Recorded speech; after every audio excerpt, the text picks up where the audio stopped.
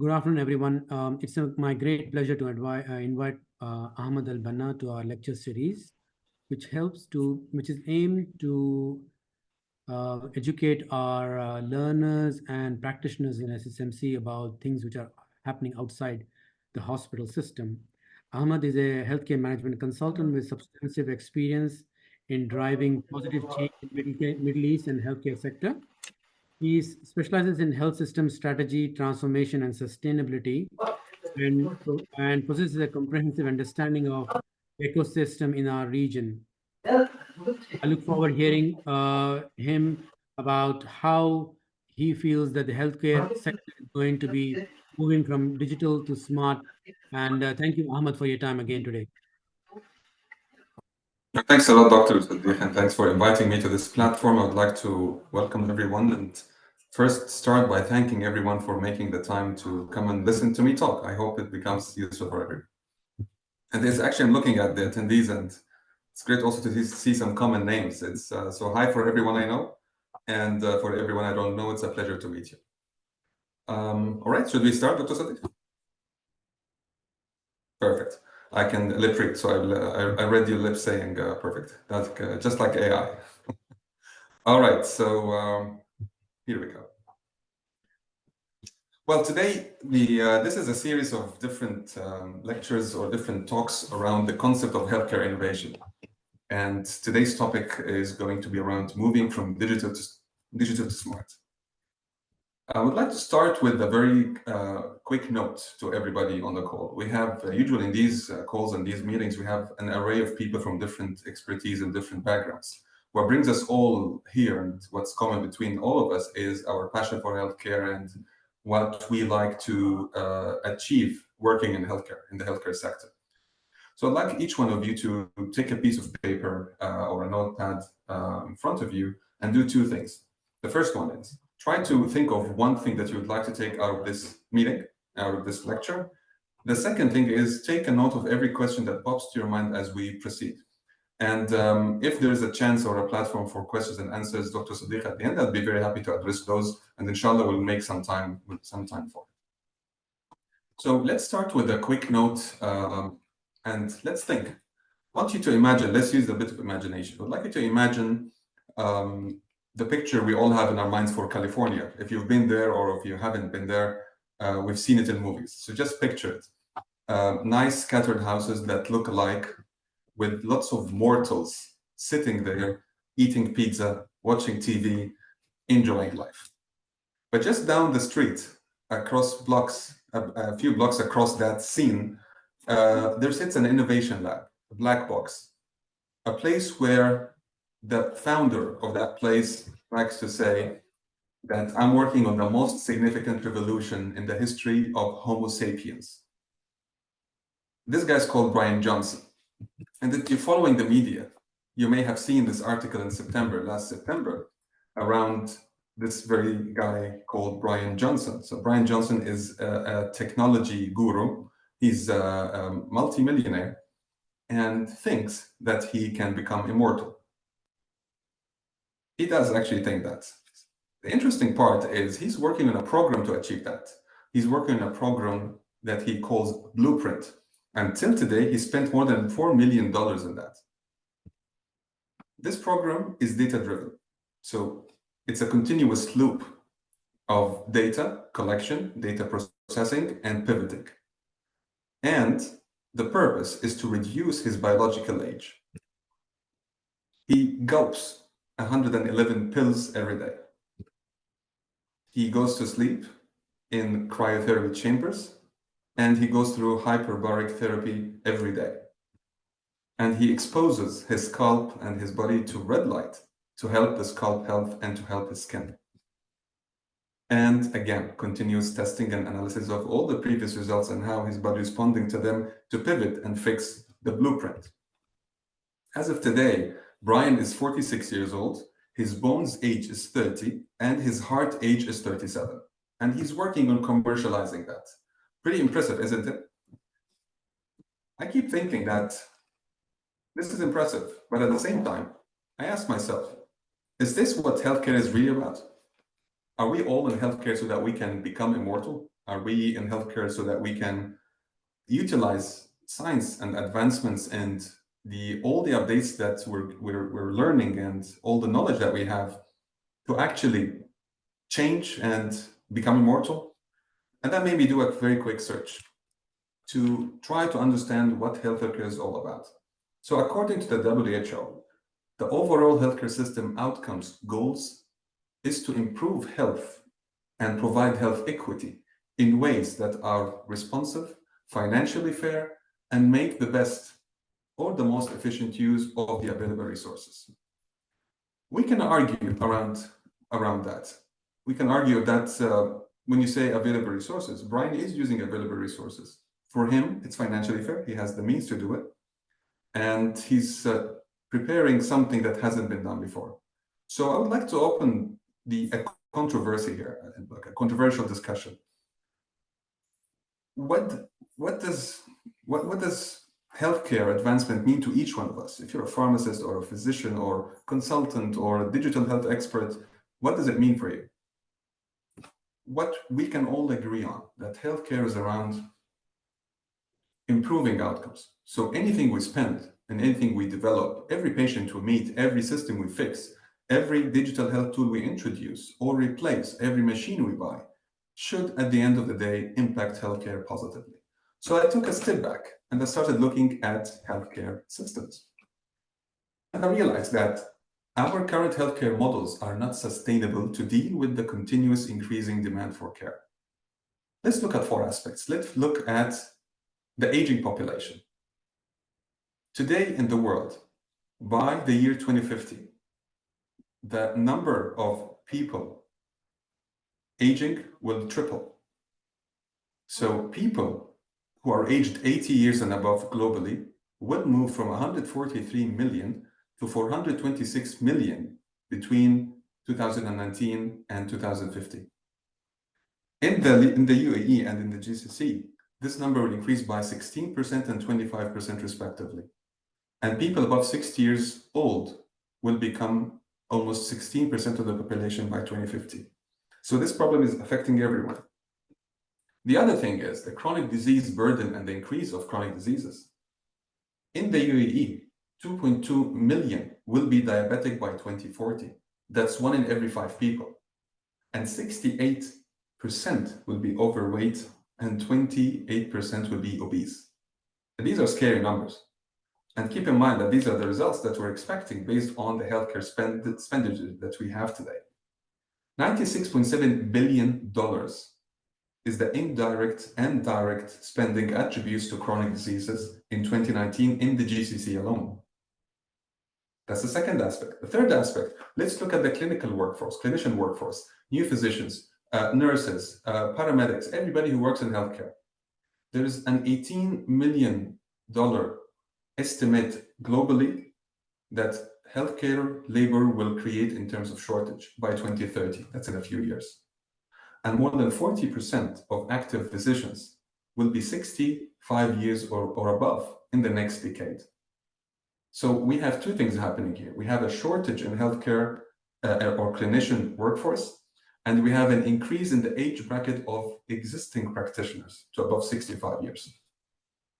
The fourth and the fifth and the last element is the healthcare costs and spending. So you can see on the top right the numbers from different parts of the world, but I will hide the numbers in the Middle East. In the Middle East, 10.6% is the expenditure of healthcare, and that amounts to 16.08 billion in the UAE in the year 2020, and takes around 5% of the GDP and 8.5% growth versus expectation. And these are large numbers. So we can conclude that from these 4 things, the current healthcare systems and the current way that we're handling healthcare is not sustainable. There is a growing demand, there are gaps that keep on growing, and we must do something differently.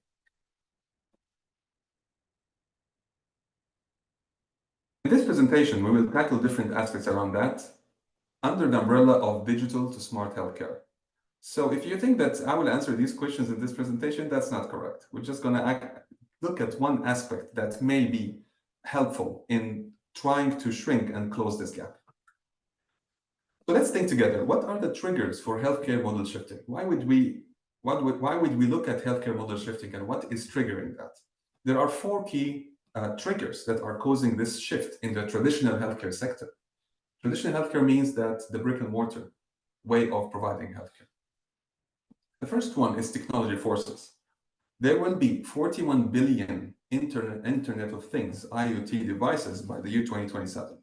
That includes sensors, AI tools, enabled personalized tools, personalized care tools, a massive influx of IoTs. The second aspect is the socioeconomic forces. And there will be, you need to know that there will be 30 trillion expenditure globally on NCDs by the year 2030. This is a massive number. This is larger than the budgets and the costs that take an entire nation on healthcare. This is a massive number. And then $26 billion by 2028, which is coming in a few years, in only 4 years' time. The third aspect is the customer centricity, and more than 50% of all patients are open to virtual care, and for non-acute concerns, of course. And that wasn't the case before, especially before COVID. Finally, the wastage in healthcare in the GCC amounts to around 25% of the overall healthcare spending. So if you look at it, these are the triggers. Lots of technology, connectivity. People are accepting the concept of testing and trying technology, increased amount of spending, and 25% inefficiency and wastage that we need to do something about. Let's take a step back. Everyone on the call, everyone in this meeting, who are the key stakeholders of any healthcare system? Key stakeholders are payers, providers, regulators, policymakers, healthcare administrators, health IT and technology, medtech companies, R&D, academia, medical education, pharmaceuticals, life sciences, community and NGOs, others such as investors, VCs, advisory, design, and legal. But all these stakeholders work for one purpose, which is serving the patients and their families. This needs to be clear. Let me ask you, where do you stand when it comes to those 9 general stakeholders? The reason is, at the end of this meeting and at the end of this call, I would like you to reflect as a payer, for example, or as a physician, or as a nurse.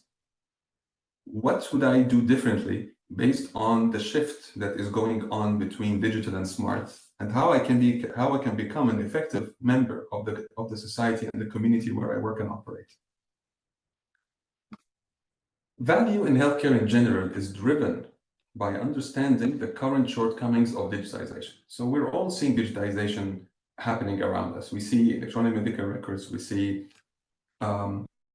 different machines that are more digitalized, we see records that are digitalized. We see this all the time and every day.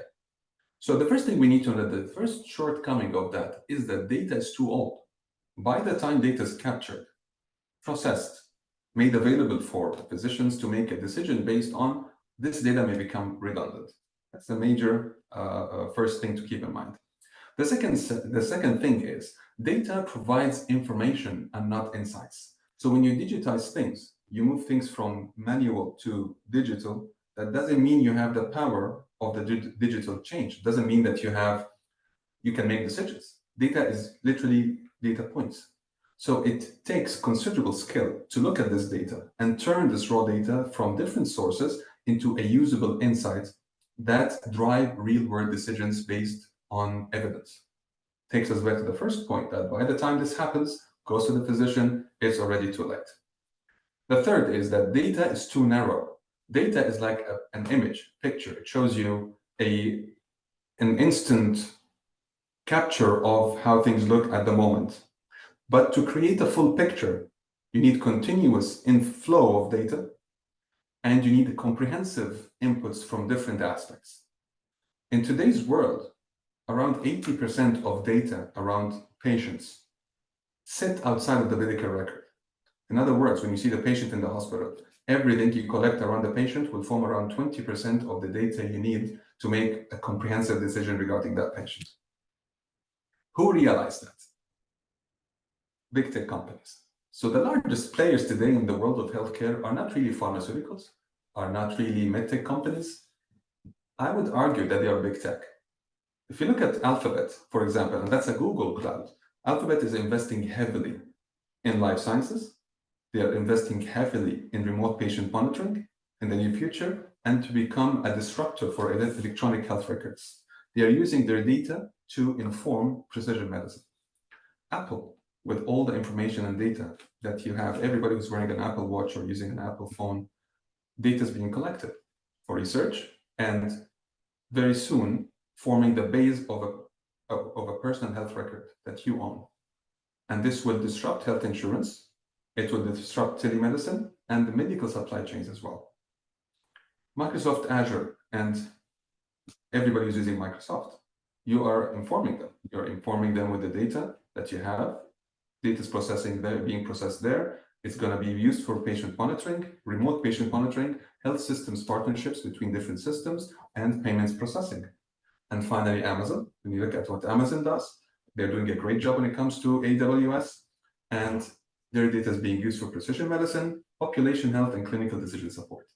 So the largest players today in healthcare are not any longer the big pharma and the medtech or even research institutions. If I take you back a couple of slides here, what does that mean to you? For reflection on the piece of paper that you have next to you.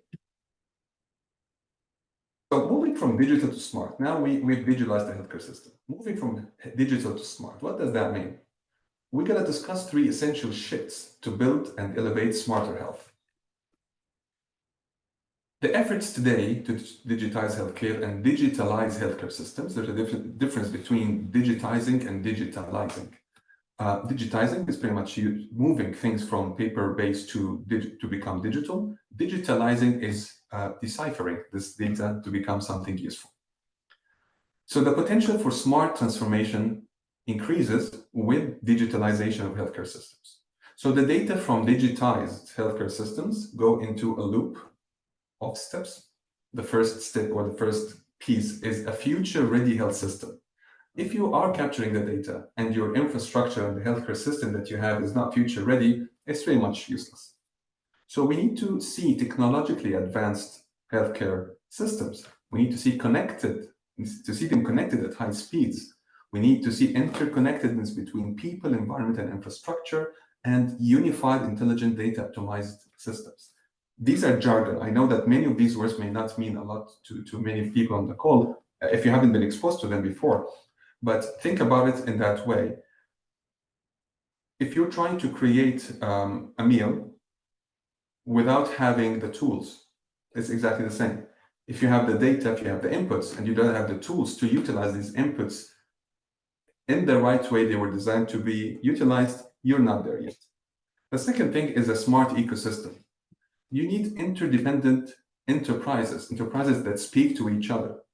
You need personalized care tools and systems. You need to define value definition on where do we actualize value. If you have a diabetic patient, where is value being realized across the patient journey? Patient journey, do we have a patient journey? So we start thinking, what is a patient journey and where is the value in that journey? And we start looking at where to add more value and how we can use the first part, which is a future-ready ecosystem, to drive value.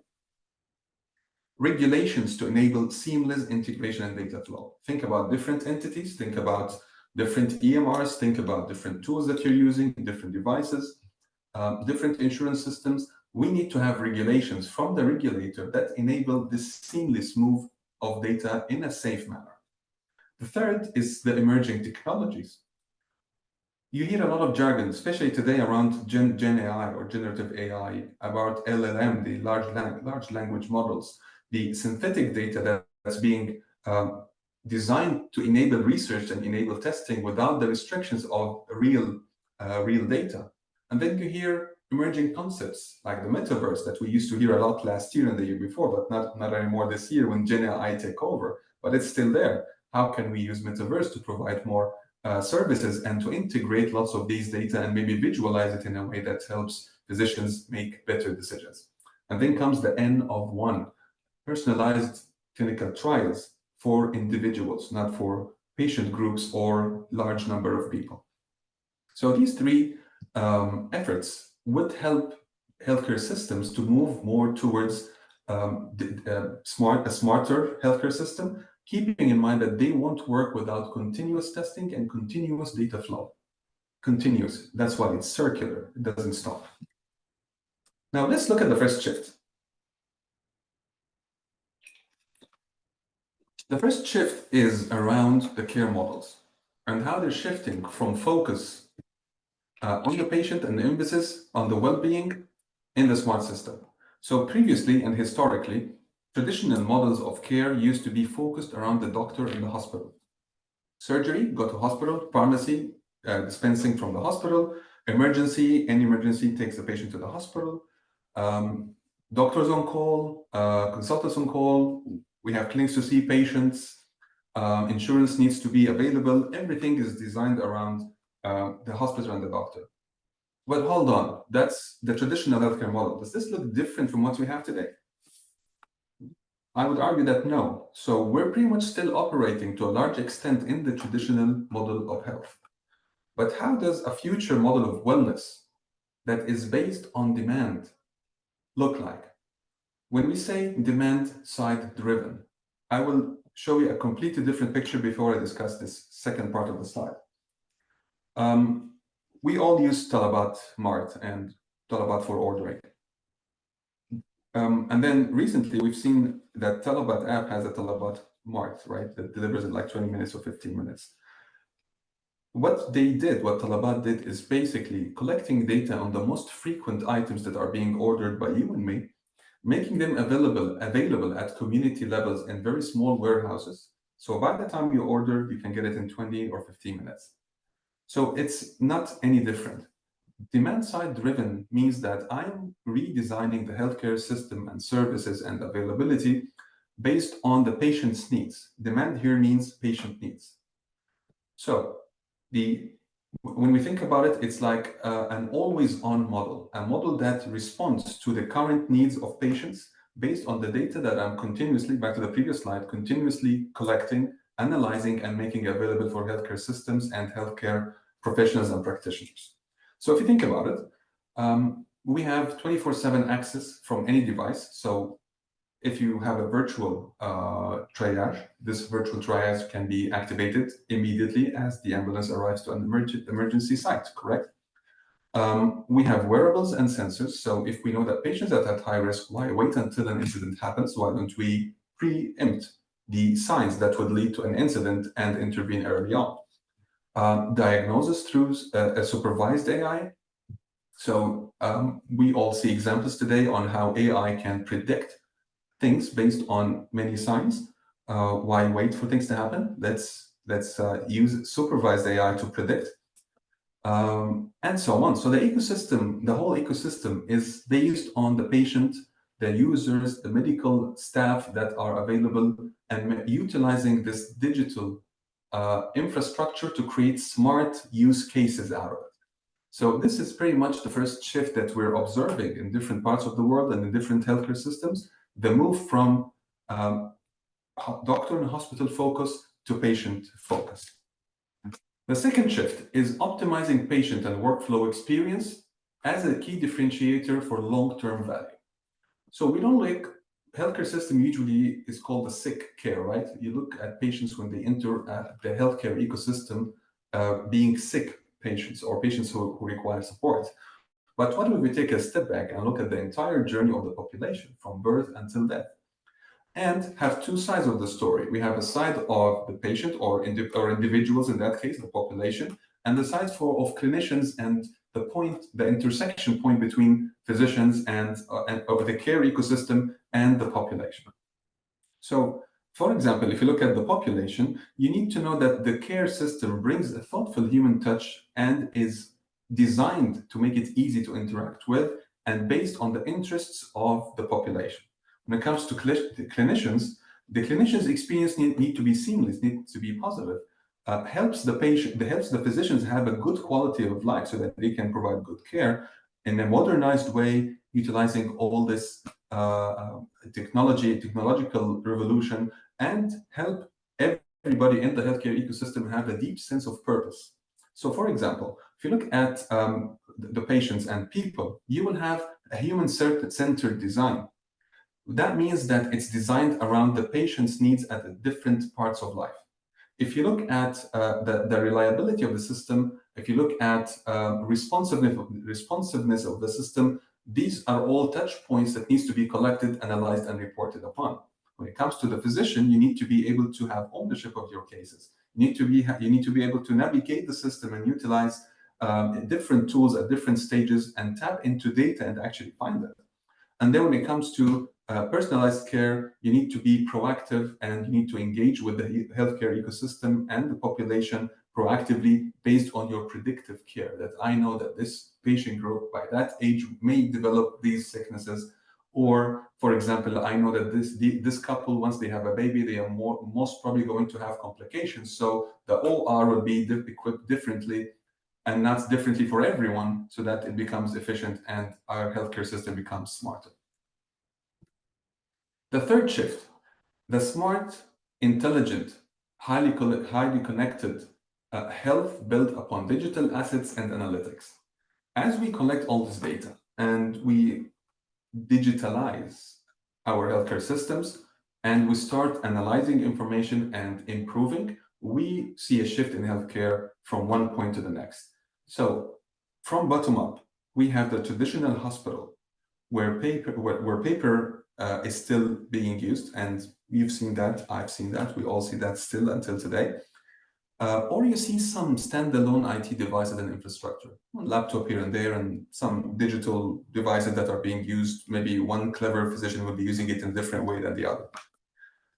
And that's still there. Traditional hospitals are still there. And as we talk, I would like you to not just think about where you work now, but let's think where you come from and where what other neighboring healthcare ecosystems look like in the private sector, in the public sector, in Oman, Jordan, Egypt, Saudi, Qatar, in India, Pakistan, in Africa, in Europe. Just think broadly in where you come from or where you have visited, and you will see, you will be able to recall at least one or two examples from each of those four buckets. Digitized hospitals. Digitized hospitals have taken a step towards moving from traditional to smart.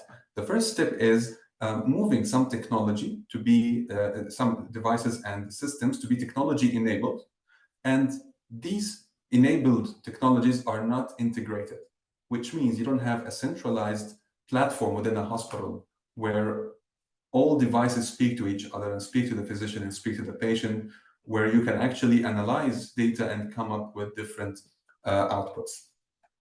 The third example, or the third type in the shift, in the smart shift, is connected hospitals. That's where hospital-centric and physician and physical and remote care is connected to digital systems. So you're actually one step further. You have connected all these things, all these tools into a specific system. You're starting to do basic analyses. You are pretty much moving in the right direction towards becoming a smart healthcare system. And if you ask me, I think this is where most of the hospital systems that we have today sit. And then you get the smart healthcare system, and that's a tech-driven improvement in access, efficiency, equity, personalization, and quality of care. It includes data liquidity, so data is fluid, fast, available, physical and virtual seamless integration. So whatever is going on the ground has a digital twin of it happening in the cloud. Preventative and predictive care is there. So we're not only looking at patients as they enter the hospital system, but we're looking at patients as they also become sick, and even before they become sick. And all that is integrated in patient-centered care that breaks down silos between care setting. It breaks down silos between the physical hospital, the virtual hospital, your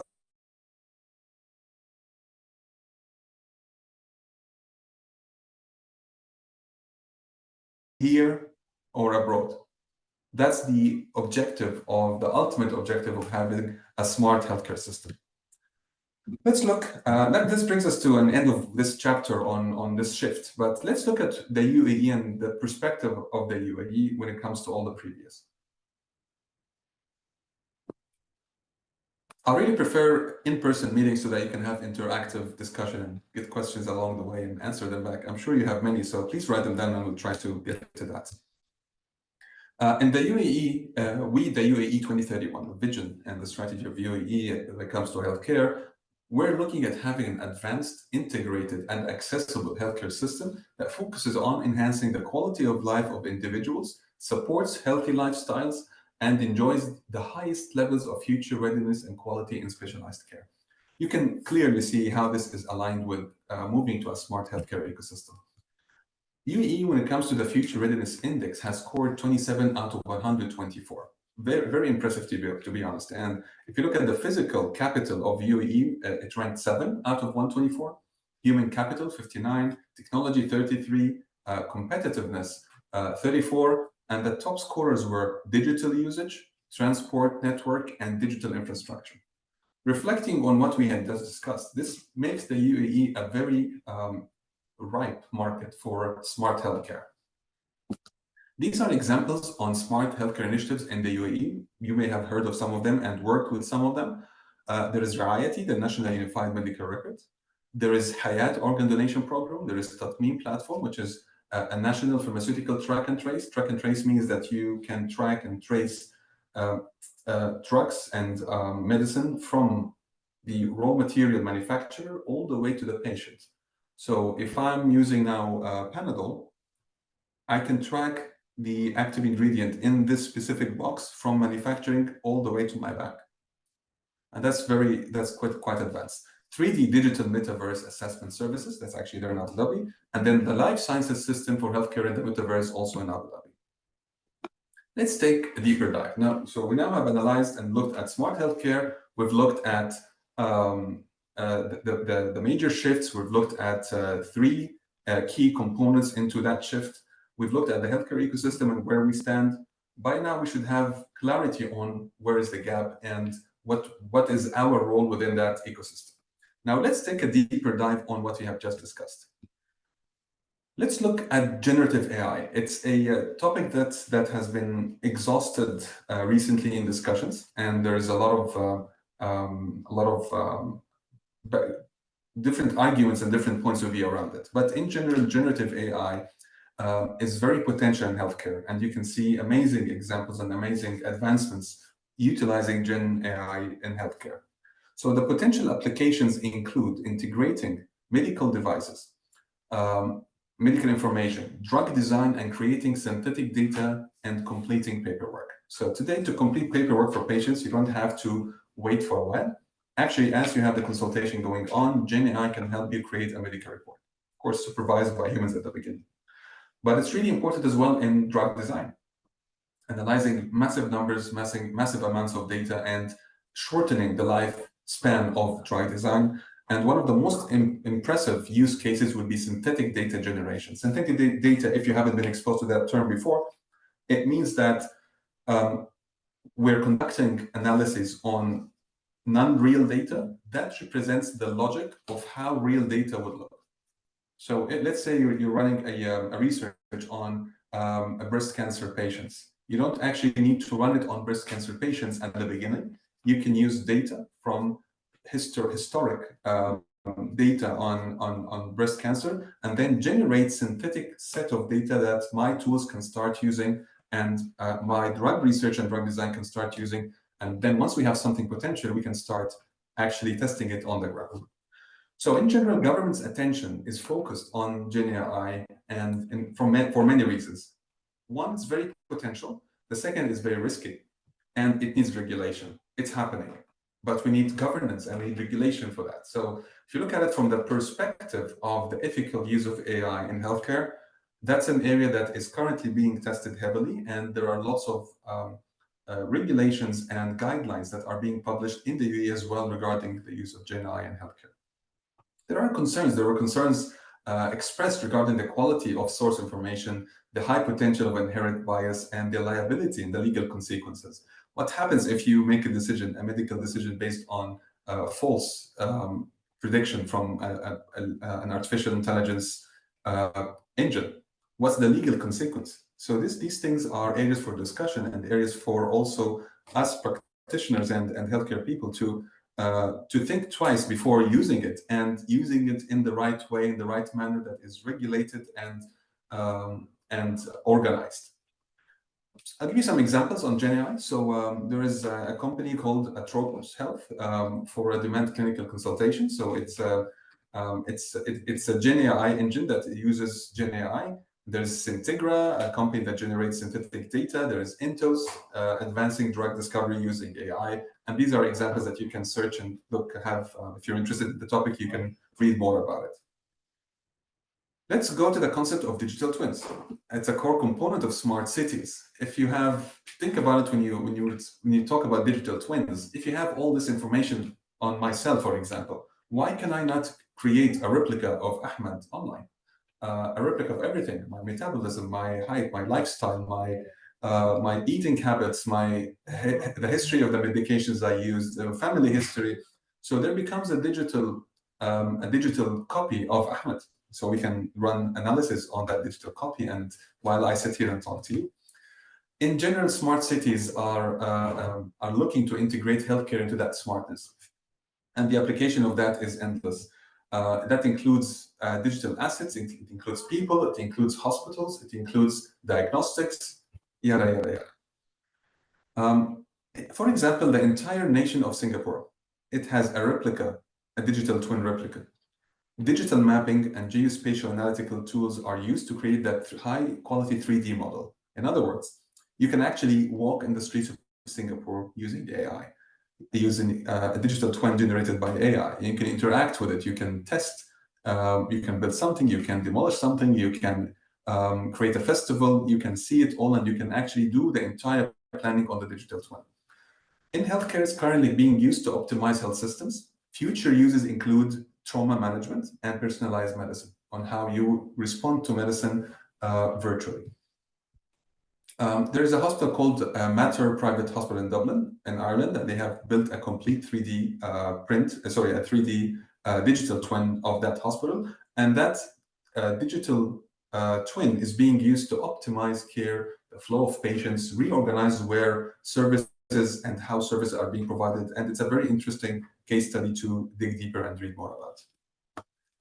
If we look at the metaverse concept that we've been hearing a lot the past couple of years, not a lot this year, there is a very interesting concept in Dubai that is it's the first metaverse incubator in the Middle East. It's called Meta Incubator. The purpose of that was to attract investments. Abu Dhabi has also unveiled a life sciences system for healthcare in the metaverse to position itself as a leading destination for that. So if you haven't been there or haven't interacted with that metaverse lab, you should try it. Examples on the metaverse include 8Chili, Hint VR, Augmentex. These are tools that can be used for surgery guidance. They can be used for surgery planning, testing, and training. And there is the interesting part about the metaverse. It's controversial, so I'm sure many questions will come in that regard. But let's have one thing clear.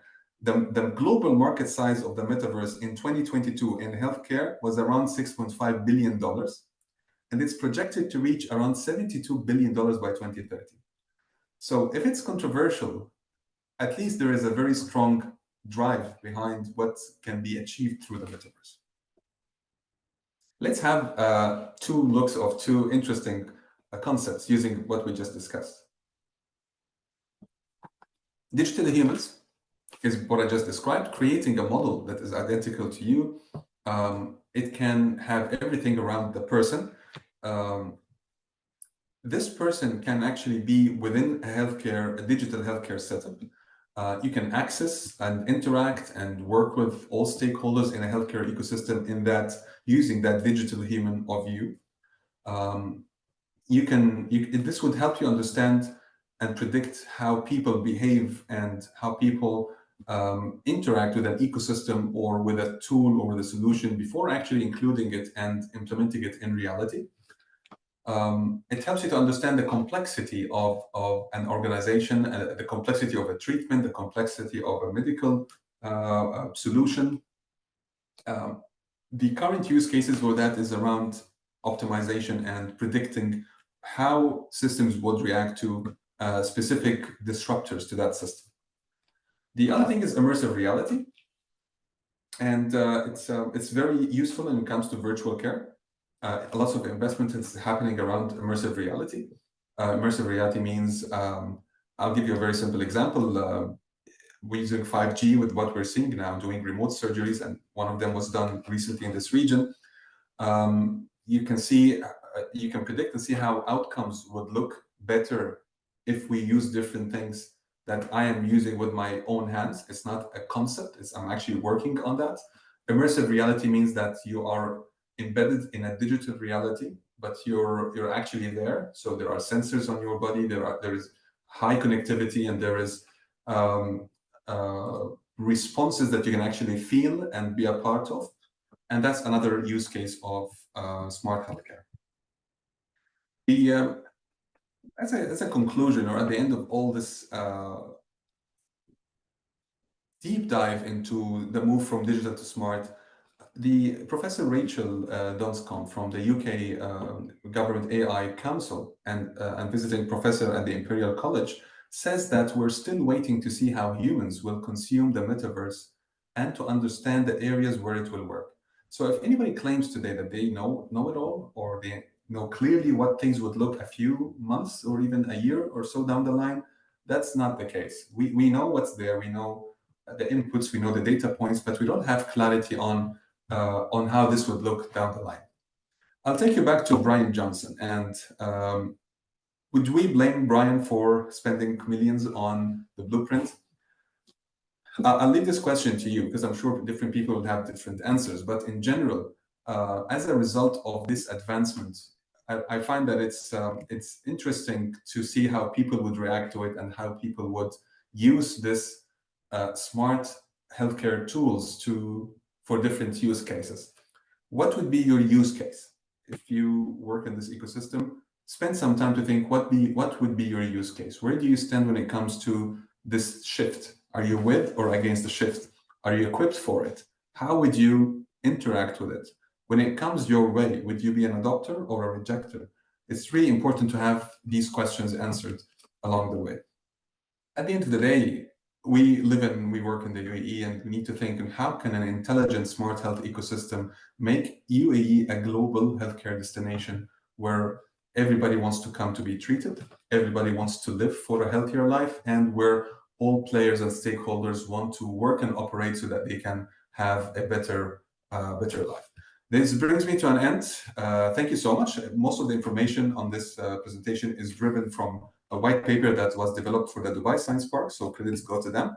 And if you have questions, I'm open to answer them. Thank you, Ahmed, for this brilliant talk. And we've had offline discussions about having a short, beautiful PPTs versus long vlogs.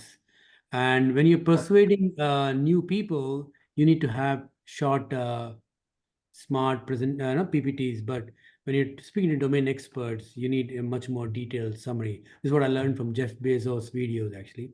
And hence my blogs are long, but beautiful slides. And I'm going to copy a few of them, if that's okay with you. So Ahmed, just questions, and I think so you addressed that briefly from our attendees today. We had close to 98 participants.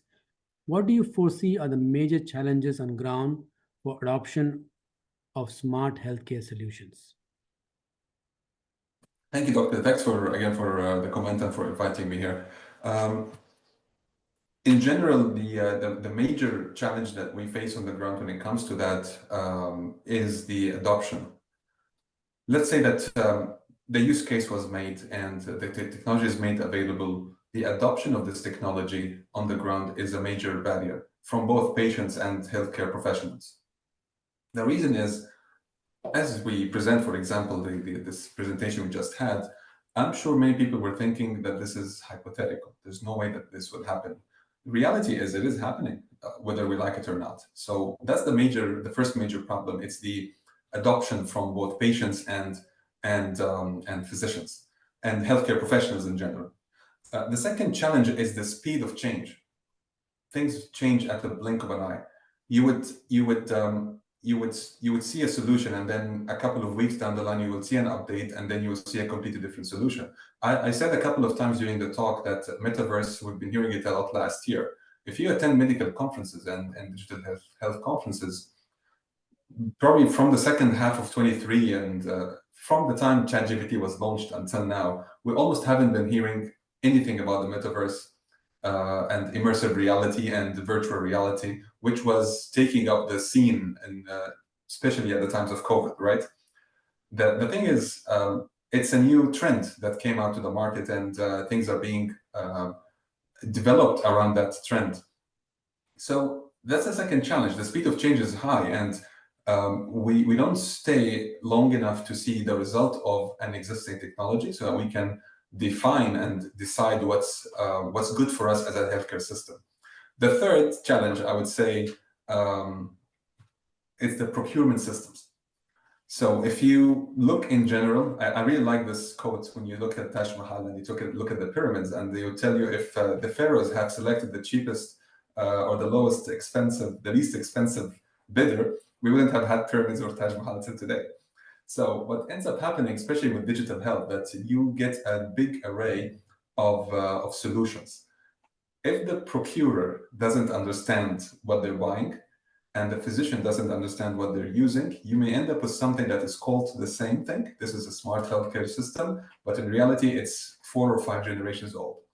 So by the time it's purchased, installed, RFP and the procurement system goes around, you have it on the ground, there is like 6 or 7 new technologies in the market that you would be looking at and feeling, oh, I'm left out. These are the challenges I could think of. Thank you, Ahmad. I think you mentioned about Singapore, but in UAE as well, if you think about it, the government has a human genome project underway and a national health record as well. So they're already thinking about a digital twin. And I think if you think about what the leadership's vision is and what we are doing on the front line, it's completely misaligned. I think there are 2 questions here, which I'm going to merge them. How do you see the key players? Who do you see are the key players in the smart healthcare ecosystem? And what are the limitations of UAE regulations regarding smart healthcare?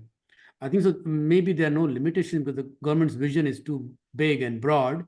But maybe your thoughts about what is happening in the region, UAE, GCC, which you think makes this place ripe for healthcare innovations, startups, new ideas, and new disruptive innovations?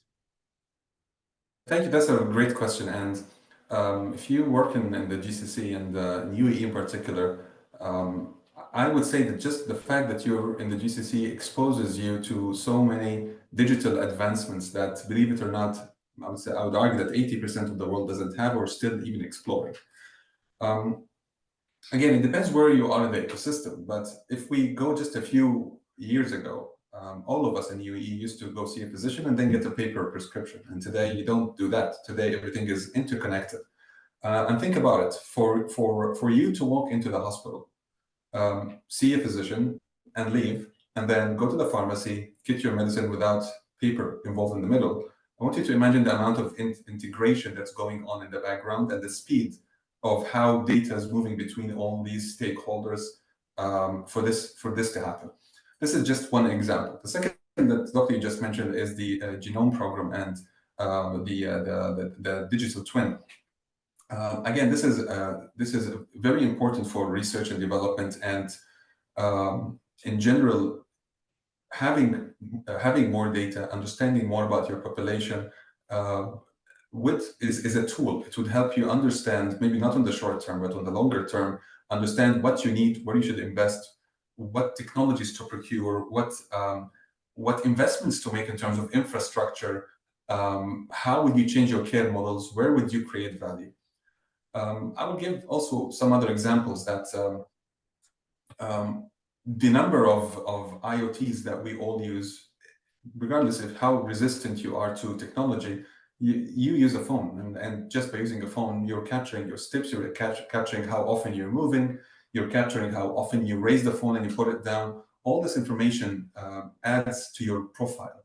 The thing is, till today, all this information is not integrated into the healthcare record. So very soon, that's also an area that we will see coming very soon, how these things integrate into a unified healthcare record to create meaningful insights for the population health in general. And this would definitely impact policy, it would impact investments, it would impact insurance policies, payments, and costs of care. If you know for a fact that this population, for example, in this part of the city are high consumers of shawarma, you would have care designed in a different way around that neighborhood. You know their family history, you know their metabolic rate, you know their movement habits, you know their how often they move or sit. This all adds to the type of care that you provide. I'm not sure if I answered the question, but I hope that I was able to at least answer a bit of it. In terms of policy, key players in the market, I would argue that the key players, as mentioned in the presentation, are now the big tech players in the next phase. Research and development is still a major player, but if you look at the slide, maybe I'll bring that slide up again. Do you still see my screen or not? No, not the one. No. Let me check. Give me 1 second. Screen window here. Can you see it now? Yeah. Perfect. If you look at this slide and you think from those 9 stakeholders, which one is the strongest? Which one really has the power to change policy and change adoption of healthcare? I would leave it for a second to think. Is it regulators, policymakers? They play a major role, but it's rare that they are the ones who drive the change. I would argue that in the past decades, it was pharmaceuticals and maybe medical device companies. But today, I would think it's number 5. I would say it's medtech. It's the technology and healthcare IT and the enablement that you can take out of it as a healthcare ecosystem. And this is largely driven also by COVID and the realizations that COVID brought forward in terms of the shortcomings of healthcare ecosystems, the dependencies we have on international supply chains, the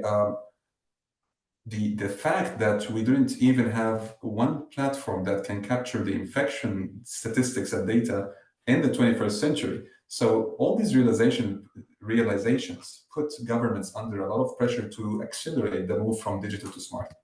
I hope that answered the question.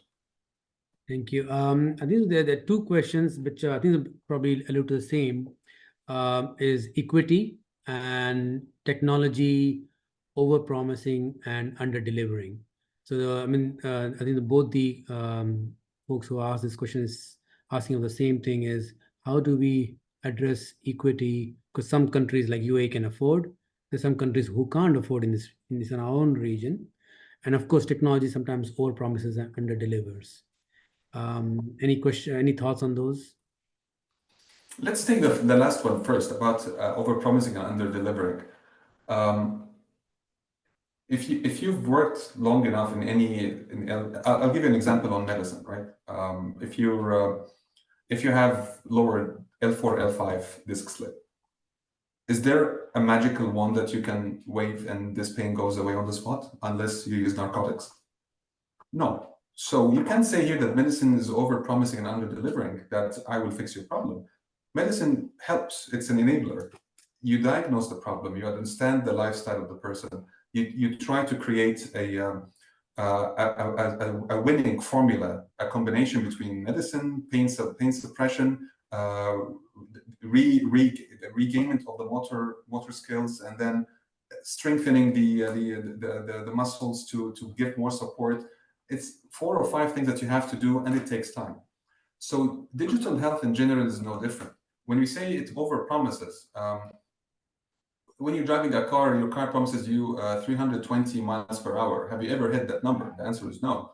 when you promise, we're talking about the potential, we're talking about the use cases. And then, like anything in life, when humans are involved, you will not get 100% of what you're looking for, but you get something even better. You will get data and inputs. So I would like you to look at technology. Whenever technology is involved, I would like you to think about technology in a circular way. Enablement. You have an enabler, you're using it, you fail or you get something that you don't like, but that's an input. You pivot, and then you fix it further, and you have an input, it fails, input, and so on. So if we think in a circular manner, that I'm getting more enablement, I'm getting more data to help me improve my outcomes and the way I tackle my problems moving forward, that's perfect. And then capture data. If you're interested in research, look at your data 3 years ago versus today. If you don't have this data to start with, you have no benchmark. But if you do, you will find that you're doing well. If you're not, stop it, do something different. And that's what technology promises us. Like anything else in life, it's important to give it its right size. Let's use it when you need to use it, and let's not use it when we don't need to use it. But let's not be resistant to using it when it actually is proven to be a better enabler. I think the equity question is a bit difficult to answer, I guess, because we know that some people are going to be rich and some people are going to be poor, Of course, I believe, if I could answer this question, that technology has a way to bridge the gap. Like, I mentor some nephrologists in Africa, and there's only one nephrologist for tens of millions of population. And of course, technology can bring high quality care, but you have to buy it as well. And I'm sure when Google and Microsoft are going to come in, they're going to drive the costs down, which currently are exorbitant to deploy. Just to conclude, it's pretty clear that doctors are not going to be the center of the universe anymore in healthcare. And I think so. What you described is there are many stakeholders who are driving change. And of course, as the GDP is more than 10% of an economy, venture capitalists, industry, business people will come to explore these opportunities. And the talk is essentially to open the horizons of our learners to see what is the possibility out there. Ahmed, if one of my residents wants to become go into consulting or choose that as a path, how do you go there? I mean, you were a clinical pharmacist and now you're in consulting. What made you shift career streams, and how do you reach that to the level you have reached? That's a tricky question. The answer is don't go to consulting. You will not sleep at night. It's a tough question, Dr. Sadeh. So I'm a clinical pharmacist. I started my career in pharmaceuticals, and I didn't really want to continue in pharmaceuticals. So I continued my studies, and I studied business, and I made a couple of shifts in my career to end up in consulting. The reason I wanted to be in consulting are 3 reasons. The first is every day is a new day. You get to work with digital health companies, you get to work with governments, you get to work with startups, you get to work with hospitals. You get to become a good all-rounder. So next to your clinical knowledge, you're able to come in and provide advice, solve problems, and then move on. The second reason I wanted to be in consulting is I did not really want to get restricted by boundaries in terms of working in one place for a long period of time. I wanted to get insights from different entities and different organizations. I wanted to explore the working in different ecosystems. The third is the mindset and the speed just matched the way I would think. I found potential in myself to do more and think more and spend more time doing things at faster speeds. So I genuinely believe in healthcare, and I genuinely believe that every person in this room and on this meeting and everybody in healthcare should be working towards saving one life at a time. If there's one thing that I said today that would help healthcare access be reached faster or save one life, I'm fulfilled. And I found this fulfillment in consulting in healthcare. I'm very specified in the work I do in healthcare. If you would like to become a consultant, you have 2 options to become a consultant. The first one is to become a consultant as soon as, when I say consultant, it's difficult because this is healthcare population, not a consultant in healthcare and in business is actually the bottom of the scale. It's not the end of the scale. A consultant is a person who comes in and utilizes data, analyzes data, and consults to the client or the partner in that case using this data. The easiest entry point is right after school, med school, as you graduate, as a fresh grad. You're fresh out, you have medical information, but you don't have business information or data or knowledge. We train you on that, and then you become a consultant, and then you climb the ladder.